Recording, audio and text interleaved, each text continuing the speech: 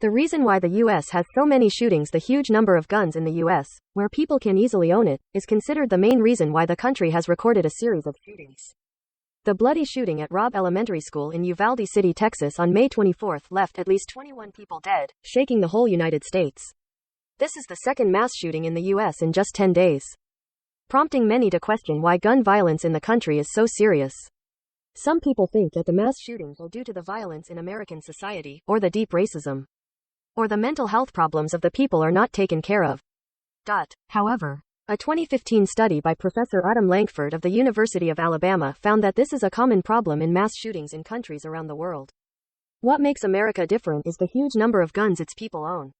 Professor Lankford, who has studied mass shootings around the world for many years, said the U.S. has about 4.4% of the global population, but owns 42% of the world's guns. Between 1966 and 2012, about 31% of the world's shooters were Americans. Among countries with more than 10 million people, only Yemen has a higher rate of mass shootings per population than the United States. Yemen is also the country with the second highest rate of gun ownership in the world, after the United States.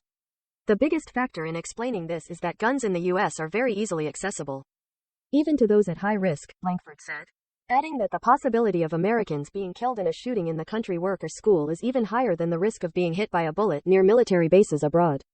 According to Dr. Lankford's analysis, in more than half of all mass shootings in the U.S., suspects own more than one gun, and many of these people never had a gun before committing the crime. Guns are not a hobby or something cultural or educational for these people. It's true that when someone is interested in killing people, they just think they need a gun as a tool to help themselves achieve the goal, Lankford said. However, he also pointed out that shooters in the U.S. also kill fewer victims on average than in other countries. He attributed this to the speed of law enforcement's response to mass shootings.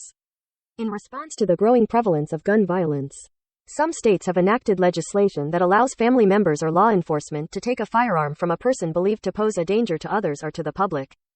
In Alabama, people convicted of domestic violence or violence cannot own a gun. However, many people believe that the law restricting gun ownership needs to be more drastic, applied to more cases. If someone shows an interest in shooting, that person can't buy a gun. I think people should support laws that deprive dangerous people of the opportunity to own a gun, Lankford said.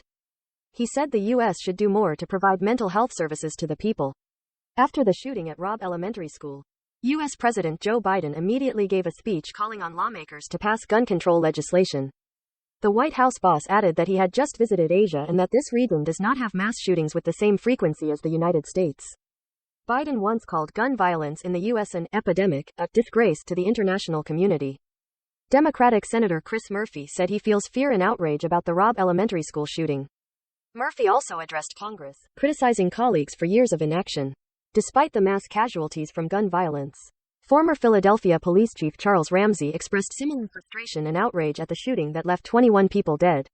Enough is enough. It all has to end.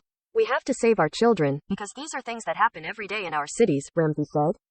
Former President Barack Obama also vowed to act quickly to tackle gun violence in the U.S. America has been paralyzed, he added, not because of fear, but because of pro-gun lobbyists and because Republicans are unwilling to act to prevent mass shootings from happening again. The U.S. Federal Bureau of Investigation, FBI, earlier this week released data showing that the country in 2021 recorded 61 mass shootings, the highest in more than 20 years, leaving 103 people dead and 140 injured.